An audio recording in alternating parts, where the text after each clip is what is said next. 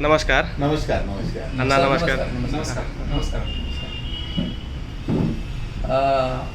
आज आपण 23 एप्रिल 2024 आहे आणि हा मूग पिकाचा एक डेमो तयार केलेला आहे. ग्रीन प्लॅनेट कंपनीचं एसटीचा वापर या टोपल्यामध्ये 100 बी टाकले तर आणि या टोपल्यामध्ये 100 बी टाकले तर, पण या टोपल्यातल्या 100 बियाला एसटीचा वापर केला सर आपण ह्याच्यामध्ये केलेला आहे, त्याच्यासाठी केलेला नाही. हा. आणि ह्याची तारीख बघा भैया, इथे तारीख दाखवा. तारीख किती आहे तारीख? 18 एप्रिल 18 एप्रिल 2024. 18 आणि 5 आज 23 तारीख आहे. 5 दिवस झाले. 5 दिवस 5 दिवस झाले. आहे ना? प्रक्रिया करून टाकली. हा.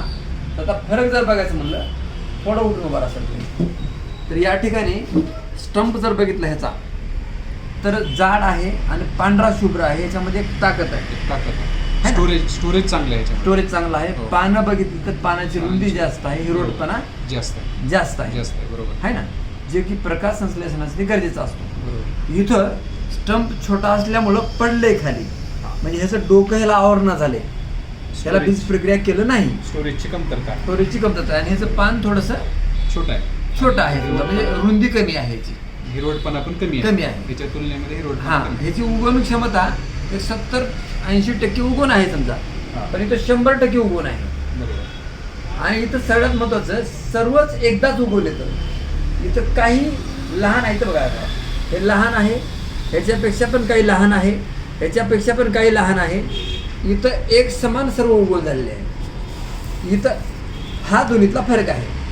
म्हणजे उगवण एक समान आहे. हा, इथले हा. इथं एक समान नाही, अजून उगवण चालूच आहे. चालूच आहे. हा. बरोबर आहे. इथं स्टंपची जाडी जास्त आहे, इथं कमी आहे. कमी आहे. पानांचा हिरवटपणा पण जास्त आहे, जास्त. जाडी जास्त आहे आणि इथं ते कमी दिसत आहे. बरोबर. उगवण क्षमता ही जास्त आहे. बरोबर. म्हणजे एसटीचा वापर केल्यामुळे उगवण क्षमता जास्त झालेली आहे. बरोबर. आता हा झाला पिकाचा वरचा भाग. जमिनीतला जो भाग असतो तो दिसण्यासाठी आपण इथं टोपलं ठेवलेलं आहे, जाळीचं टोपलं आहे. तर मी सरांना विनंती करतो की सर ह्याला तुम्ही पालतं करायचं होतं, एकच टोपलं हे काढलंय. म्हणजे आपल्याला इथं आता हे आपण बाजूला करतोय त्याच्या मुळी बघायचे आहेत. आणि हे पण मी बाजूला करतोय.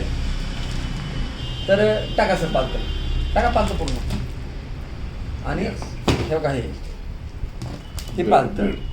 म्हणजे ह्याची हो.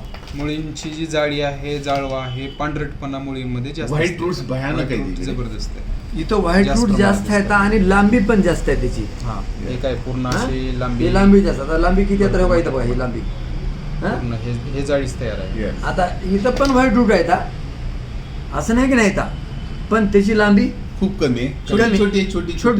छोटी छोटी कमी आहे ना.